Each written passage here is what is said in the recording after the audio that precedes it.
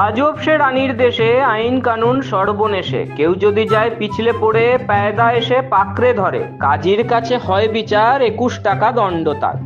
কি ভাবছেন রাজনীতির প্রতিবেদনের জায়গাতে আজ হঠাৎ আপনাদের কবিতা পড়ে শোনাচ্ছি কেন? আজকের বিষয়টা নিয়ে কথা বলতে গিয়ে সুকুমার রায়ের কবিতায় মনে পড়ছিল, সত্যিই আজব দেশে পরিণত হয়েছে পশ্চিমবঙ্গ। একদল উন্মত্ত জনতা রাস্তায় নেমে ভাঙচুর চালালো, মহিলা সাংবাদিককে ফেলে তাড়া করে পেটালো, পুলিশ চুপচাপ দাঁড়িয়ে দেখলো। আবার কোথাও মন্দিরের লাইনে লাঠিচার্জ জুটলো মানুষের কপালে। ওই আমার স্ট্রিট থেকে এখানে, আর মানুষ এখানে জবে থেকে এটা প্রচারে এসছে, আমার পাড়ায় জবে থেকে এসছে, তারপর থেকে যেভাবে প্রচার হয়েছে, মানে মানুষের ঢল নেমে গেছে। আর বিশেষ বিশেষ দিনে অমাবস্যা পূর্ণিমাতেই তো মায়ের মন্দিরে বেশি ভিড় হয়।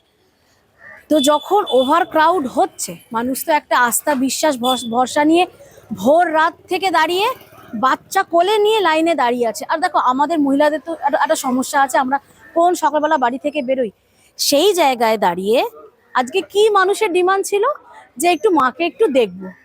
কালকে যে বিশৃঙ্খলার সৃষ্টি হয়েছে মানলাম, কারণ ওভার ক্রাউড হয়ে গেছিল, ম্যানেজমেন্ট ঠিক ছিল না, লাইন টাইম মেনটেন করা হয়তো যায়নি, সব মেনে নিলাম।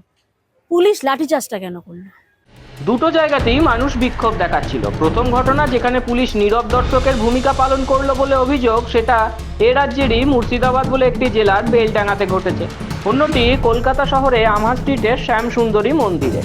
বেলডাঙাতে পুলিশের সামনেই বিক্ষোভের নামে ভাঙচুর চললেও পুলিশ চুপ থাকার অভিযোগ উঠেছে। অন্যদিকে কলকাতায় আমহা স্ট্রিটের শ্যামসুন্দরী মন্দিরে মায়ের দর্শন করতে আসা হিন্দুদের প্রতিবাদে লাঠিচার্জ করতে সময় নেয়নি পুলিশ। খটকা লাগে ঠিক এখানে, বেলডাঙা ও আমহা স্ট্রিট কি তবে আলাদা?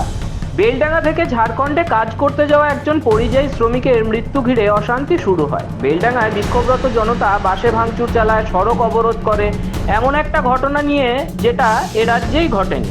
এ রাজ্যের কোনো মানুষের হাত নেই যে বিষয়ে সেটা নিয়ে যন্ত্রণার মুখে পড়তে হয় রাজ্যের মানুষকে। অন্যদিকে আমহা স্ট্রিটে শ্যামসুন্দরী মন্দিরে কি হয়েছিল?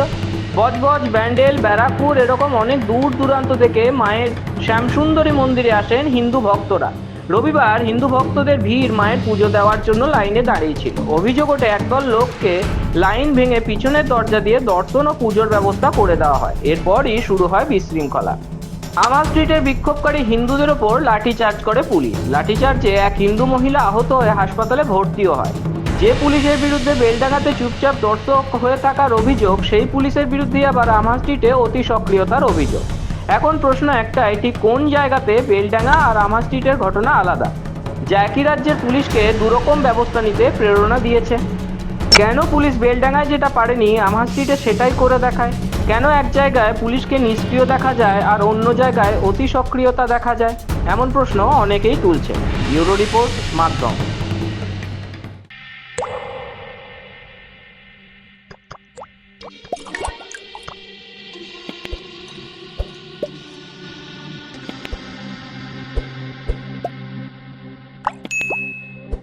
Goa's transformation is more than just development. It's about progress and a brighter future for all.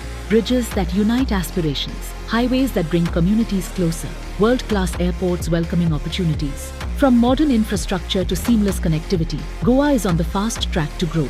Under the decisive leadership of Prime Minister Narendra Modi and Chief Minister Dr. Pramod Sawant, the double-engine Sarkar is driving Goa towards Vikasit Bharat 2047, a future of prosperity, innovation and limitless possibilities.